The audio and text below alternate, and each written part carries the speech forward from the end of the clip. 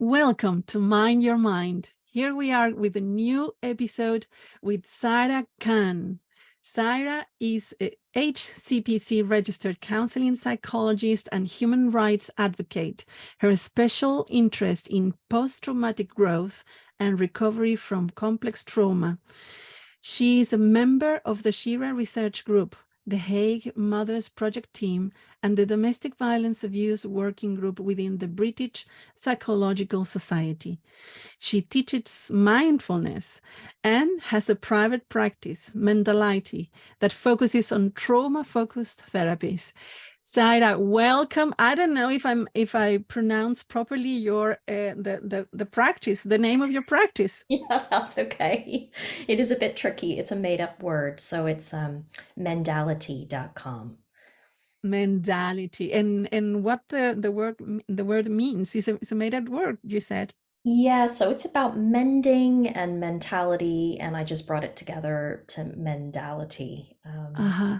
Uh-huh. About Fantastic. yeah, thinking about the approach to life, our approach to life, I think. Uh-huh. Thank you so very much for being here, Saida. I really appreciate it.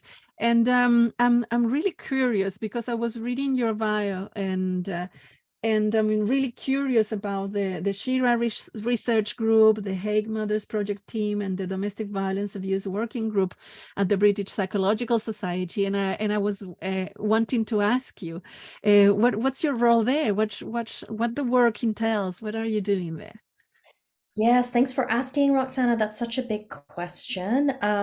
Well, as you can see in my bio, so much is coming from a lens of domestic violence and seeing Mm-hmm. that this is a big problem for women and families across the world. And my doctorate research focused on that area. And moving out and looking more in the field, it was quite evident that very little was changing in Mm, systemically, and it felt overwhelming. And a lot of the work on the ground was being done on a one-to-one basis. And yet there was these people coming through who are always struggling with the same types of issues. And really that these groups are a way to connect with other people who are finding the same problems across different fields, coming together and trying to make bigger change, systemic change, rather than helping people on a one-to-one basis. This felt important. mm-hmm, And most of the people who do this work, it's voluntary, and it's lawyers, people working in the court system, social workers, psychologists, people who are just struggling to make sense and trying to make a difference. I think it's really important work. It's exciting.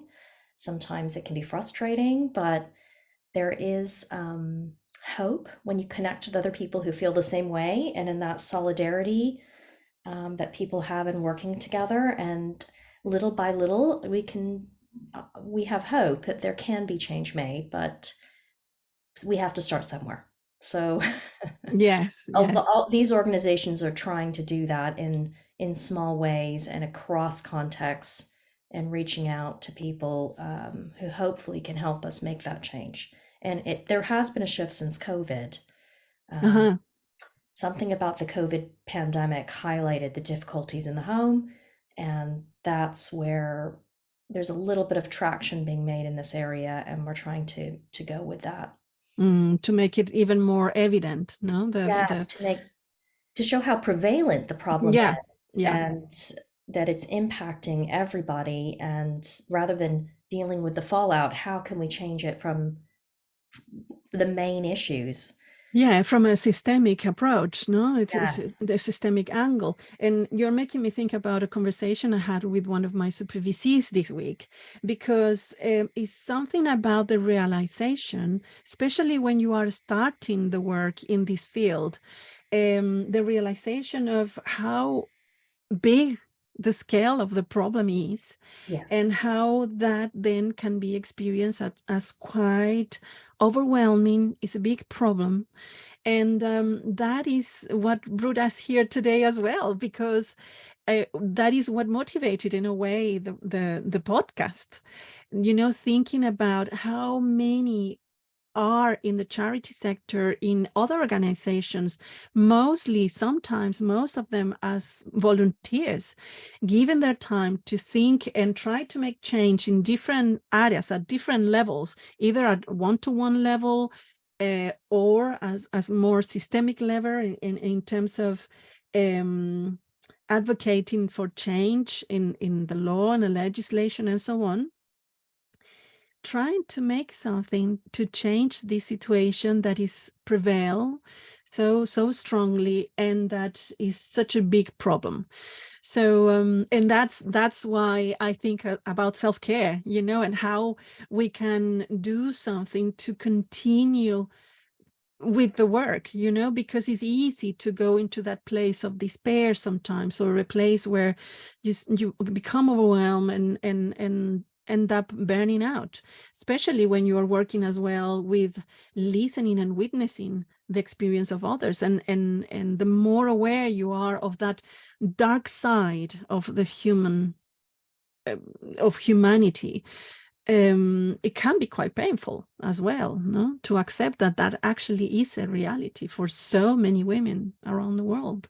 Absolutely, Roxana. And definitely, I've had points where I have felt overwhelmed or feel like, can I sustain this? Maybe I'll go into a different line of work.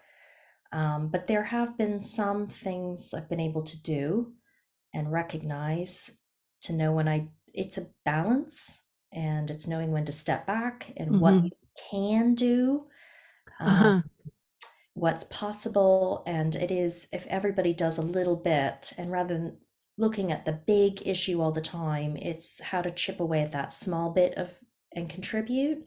But it is something I'm acutely aware of and feel. And I notice sometimes even within my body, I know when I'm like, right, I need to take a step back. And Mm.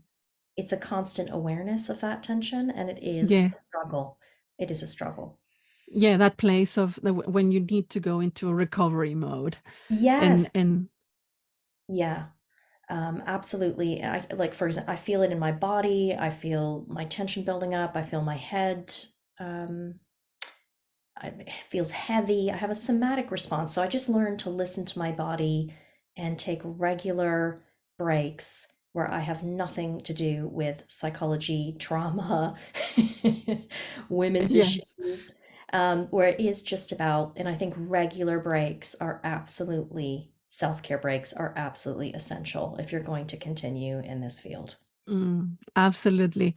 Absolutely. Yes, I'm so in on agreement with you, because I have experienced it myself, and we are talking. I have been talking in previous episodes about secondary traumatization, the how by witnessing the suffering of others, we are exposed to secondary trauma, and that awareness of pain and the pain of others can, build up, and Yeah. it build up in our body, in the way that we feel.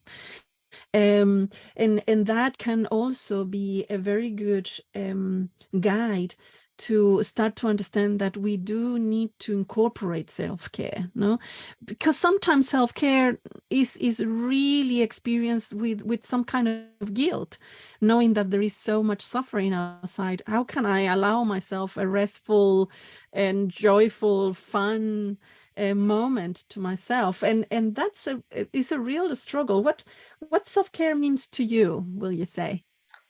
Oh gosh. Okay. So I'm not talking about, I think sometimes when people think self-care, they think bubble baths and spa days. So, well, I do think that's important, on some level, which I were with having fun, but really, I mean, attending to my needs.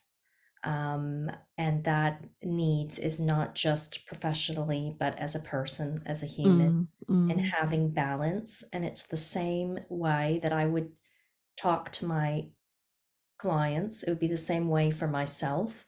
And it's embodying, it really is embodying an approach to life, um, that I think helps me manage the suffering, face the suffering, and take a break from the suffering and replenish with nourishment and being engaged and being able to enjoy the positive and the happiness that's there in life as well. And that for me, has come through a regular cultivation, I would say. It's always a work in Mm, progress mm, of a mindful way of being, and really those attitudes, those qualities of mindfulness that underpin it are essential to part of that self-care. mm, Understanding I'm human, I'm not perfect. I'm always trying to maintain that beginner's mind of like, well, that curiosity of like, well, I don't know everything, so what's happening here? Not getting attached to things, trying not to get attached to things, trying uh-huh. not to focus only on the negative as our brains are trained to do, Yes. remembering to be grateful, remembering to get moments of connection. And Mm, that's really what's helped me sustain so far my work.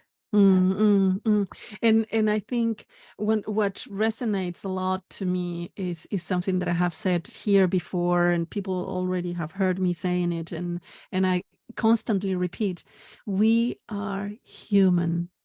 Is a Yes. very obvious statement, but I don't know. Somehow we tend to forget. I don't know what it is, but is to be aware of your needs as a human being. Yes, and that is hard. I try to say, look, I'm a compassionate mess. I mean, we're all compassionate mess. Like, Yes. it's like we just, and I try to really embody that for myself and do my best. But no one's perfect, and life is messy, and it's the same for everybody, and we're all just trying to figure our way through. And there is real Yeah. hardship and suffering, and how to have meaning despite life being difficult, with suffering going on around us. It's a Mm, challenge. It's a challenge. absolutely. Absolutely. And also to recognize that everybody suffers for a reason, but also that there will be challenges Yes. for the self-care, no? What do you recognize or observe personally or professionally as your challenges? What are my challenges? I think sometimes I definitely, with the guilt that I can't do more. Sometimes I Yeah. see the Mm. people, for example, being a part of these groups, I see what they're doing, and part of me is like, oh, I should be doing more. I wish I could contribute more. Oh, I'm not doing my share. Uh-huh. But then, and I think it is me, I don't think people are feeling that way. Mm-hmm. Recognizing that actually, there is only so much time in a day, and people appreciate that, and just keeping that in check, I guess. I mean, I think it's just something that's always there, but just reminding myself, as we said, we're human, there's only so Mm. much we can give. And Mm. it's the same thing I would say to any client. We can only give if we're filled ourselves. So Yeah. Mm-hmm. uh, and in my day, I have to have enough nourishing activities, and that takes time as well. So along with things that can be depleting, or the things that are nourishing and depleting, some of our work is, it just depends what's happening in that day. Um, but we are human, and we have to take care of ourselves, or we cannot sustain the work, and then it won't help anybody. Yeah. Um, Yeah. Yeah. Yeah, and it's interesting that you are saying that it can be depleting sometimes for you, no? There are different elements here on what we are talking about, and my mind is going fast, so I'll yes. try to I'll try to organize my thoughts, because I'm thinking about that, the fact of the feeling of being depleted, but also I'm thinking about the guilt and the challenges. So there will be obstacles Yes. that come from within or outside, or are perceived from within or the outside, in terms of having a self-care strategy, um, feeling that we are is enough. I mean, the fact that you are already in those groups, for example, the fact that you are already meeting a client or a service user, that you are already there, that in itself is a lot, and is creating something, a synergy towards change. And it's one of the things that I always have in my mind in these kind of circumstances is the how ants are organized, and they organize their spaces, and in this sense of everybody doing something little, something at somewhere in the world, in another organization, in meeting yet another woman and so on, or another girl, and being part of a sort of a big network of people that are putting a lot of energy and their motivation to create change, towards a society that is free from violence for everybody, really. Yeah, that's exactly the way I've come to see it too, Roxana. Like we're Ah, all like there was a quote someone made about little points of light. Like if we all do our little bits in our world, and that can somehow, we find each other and we come together, and that's how we can make change. And change is mm, happening. I've seen it happen. I've mm. witnessed changes there. And Yeah, if me too. yeah, and Yeah, so it's easy to get drawn into the things that aren't going right, but and if we're all there making our little steps in our worlds, I do think it does add up. And if we need to be able to sustain that, that is the work. Our self-care is the rebellion in a way. yeah, absolutely. I like that. Yes. Totally. Yeah. Absolutely. Oh, I love that. Thank you for saying it, because it also gives a lot of hope, no?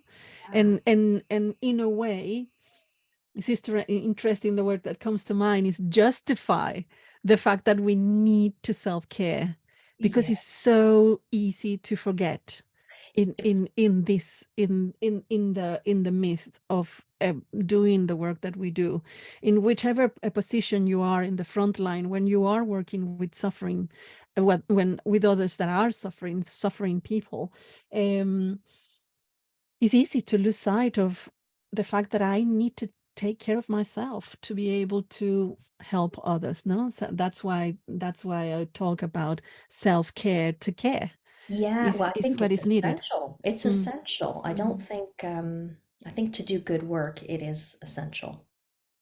Yeah. So, And how your support system looks like. yeah, so I'm very lucky to have a very good support system. I have a group of people that I can rely on to talk about work, um, and the challenges and the difficulties. And that is also, I think, part of good self-care.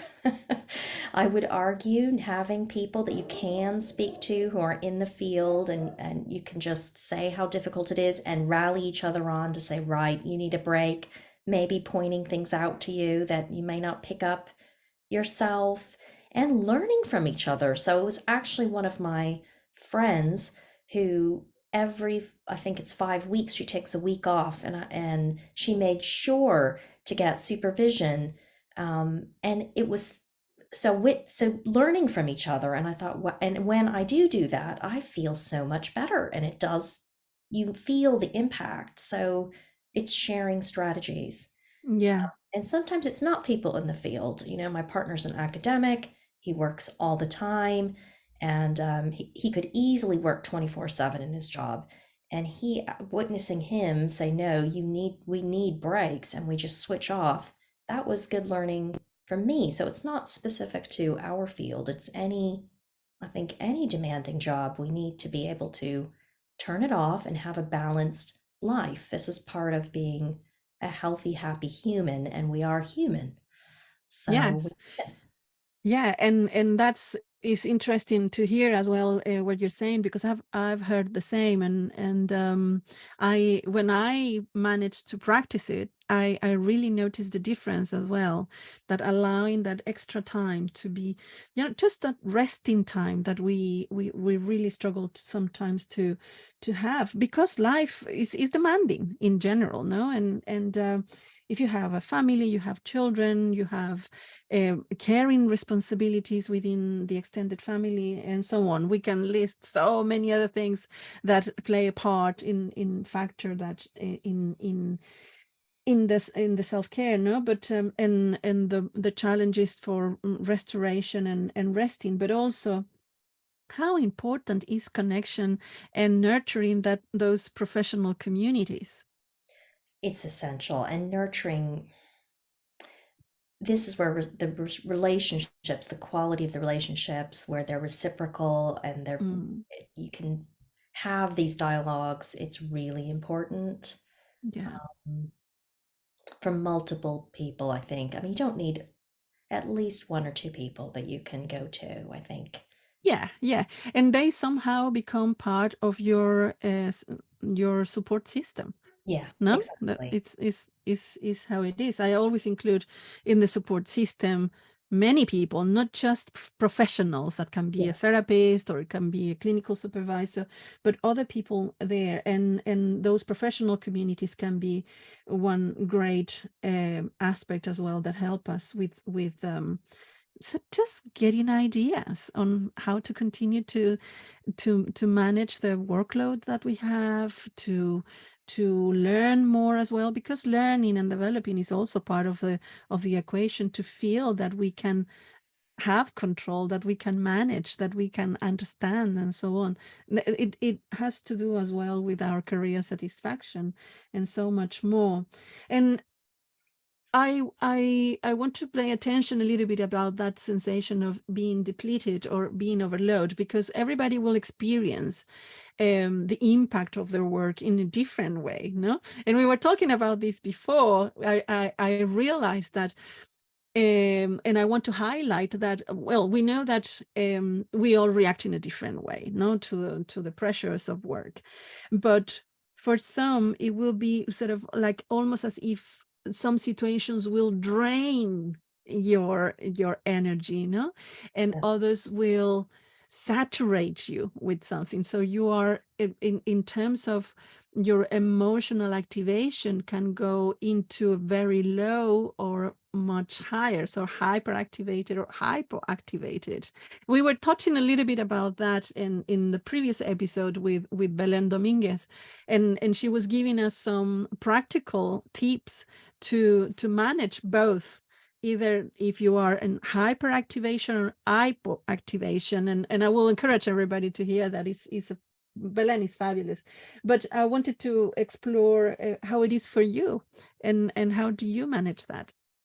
yeah. So I think, as you said, Roxana, it's knowing yourself, and it's that self-awareness and trusting the people in your support network when they're pointing Mm, things out. So mm, mm. sometimes for myself, I'm not very good at noticing myself when I'm not in an optimal mode. Um, but what I have noticed, that if I'm talking about work too much, or sharing something about difficulty that I've had at work, I normally wouldn't do that if I'm okay. So I notice if Uh-huh. I'm doing that with my partner, then I'm like, right, I probably need a break, because it's impacting then my personal life. So I've noticed that for myself when my professional life bleeds into my personal life. Normally, I don't speak about work with my partner. I mean, just in general terms. But if I'm really upset or something, then I know it's probably I need a bit of a break there.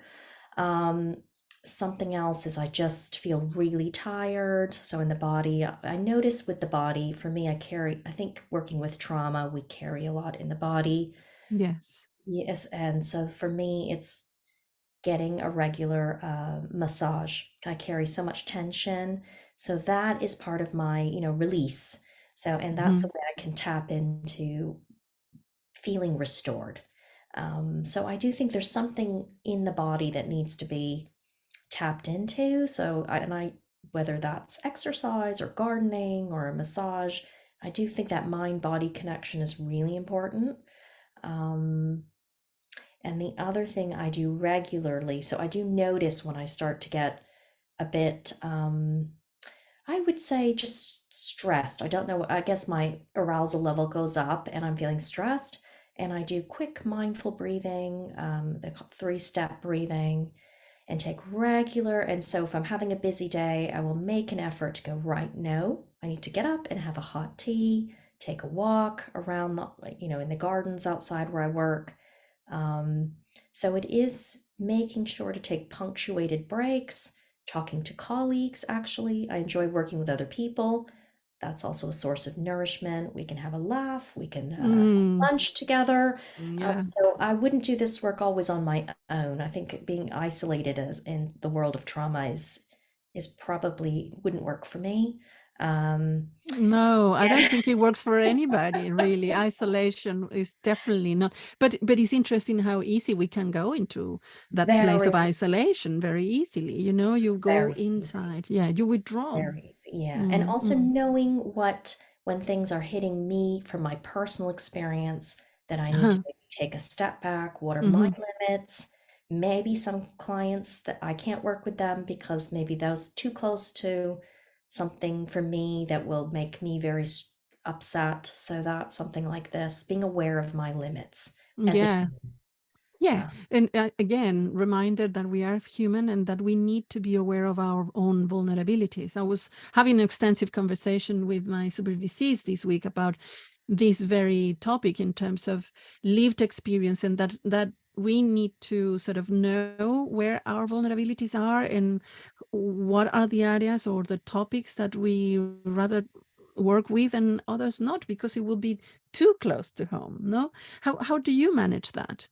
Well, there's certain, well, I've had my own lived experience, of course, of control, Roxana. So Hmm. so in some ways, I'm very able to help some people, I feel, because that having that source of knowledge there, that lived experience is something I can draw on. Yes. Um, However, it also, the flip side of that is it can be very upsetting to see things that were similar to what I had gone Mhm. through. Mhm. So there's certain points in people's recovery where I'd say, right, that one is actually very hard for me. Uh-huh. So that client probably that I'll choose to step back. So I'm aware of which and certain situations that I find very difficult. Um, so I'm just thinking, like, if I'm working with somebody who's separated from their, or being told there's somebody who's separated from their child and they've been told they can't have access to them, I find that, well, anybody would find this incredibly distressing, but I find it so upsetting that I don't think I could be, I just don't think I could be emotionally present necessarily in the same Mhm. way. Mm. So it's just knowing what, it's knowing when it's just too much, and that's probably not in my best interest to take those pieces of work on because they will be depleting, because I will find them up very, very upsetting. Yeah. And to therefore we need to acknowledge that we do have the right to choose as well. Even in those circumstances, we if the more aware we are of our own vulnerabilities will help us as well to guide our own work. I was reading a very interesting report that appeared in my network very recently, the Wellbeing Discovery Report, and they were talking on how there is a distinction and a difference between well, there is so many factors that will impact in our well-being, but also the element of lived experience creates a different is another element that we do need to pay attention to in order to develop our self-care strategy. And so thank you for sharing your experience as well, because it applies to all of us. With regards to you mentioned mindfulness as well, Yes. and I'm curious about what's the role of mindfulness in your practice? Right. So this is about, for me, in my, well, it's being present to the suffering and turning towards whatever is there and Mm. recognizing that everything passes, Hmm. whether those are thoughts, distressing emotions, um, that it's having that default network that we can go back to, and Yes. almost sitting with it and not avoiding it, not pushing it away, not denying it, but just allowing it. And just having the space for it, and then allowing it to be there and what and waiting, and then it shifts, things shift eventually, and not getting, what's the word I'm thinking, enmeshed in it, not getting fused with it, but allowing it, allowing life, opening to the present moment, Hmm. and that when it's there, and then when you're in the next moment is there. And so it's a constant shift. And that helps me in my work and personally, because these things do pop up. I do think about, people and care for them and worry, and it's there, and I honor it, but I try not getting caught up in it. Doesn't help me, doesn't help them. Mm, So, mm, mm, and mm, so it's being open to those, but also opening to the positive and the joyful and the happiness and the appreciation and gratefulness, mm. and having that balance between the two. And our minds are honed to pay attention to the negative and to get caught up in the negative. So that mindfulness helps me keep that balance. So, and it helps me sustain the work. Yeah, so I'm hearing that, and you're a teacher of mindfulness as well. So I'm hearing that mindfulness has a big place in your self-care strategy. Definitely. And I think it's an important part of when I work with people who've been through very difficult things. I don't always think going back and rehashing painful memories is the best way forward. Uh-huh. It's about having good enough present, having a okay present, a stable present life, and hope for the future. And once you get into that place, you might be able to start looking back and bringing it on board. And mindfulness helps create that space between the painful past and building something in the present. I think it's a really good tool. A tool, it sounds like a tool of safety. Safety, yes, and a way of life. It's a way of life. Uh-huh, uh-huh. It's a real shift of perspective. Yeah, no, I would definitely say that helps me immensely, and I'm a big advocate for it, which is why I teach it as well. Uh-huh, uh-huh. And before we finish, what do you think would be something that would have been really helpful for you to, when you were starting your career, your work as a psychotherapist Gosh.